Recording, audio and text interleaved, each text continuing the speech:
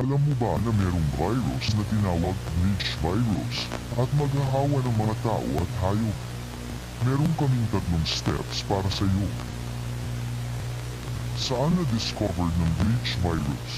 Ang bleach virus ay naunang discovered sa Westminster Hospital sa Atlanta, Georgia, United States of America.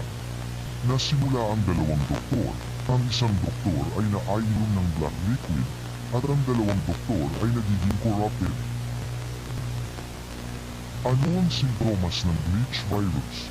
Sa stage 1, mula 30 segundo hanggang 3 minuto, ay magiging nahihilo at cough and blood. Sa stage ay meron kang nasusuka ng black substances, nausea, bleach particles nasa katawan at mahirap magsalita. Sa stage 3, mula higit 7 minuto, ay mabubulag ng mata at black goo sa katawan. Kaya mabuhay pa ang biktima pero hindi mababalik sa kayang katawan. Paano maiwasan ng bleach virus? Magsuot ng protective gear kabilang ng face mask at gloves. Aibuhay lahat ng ilaw sa inyong bahay.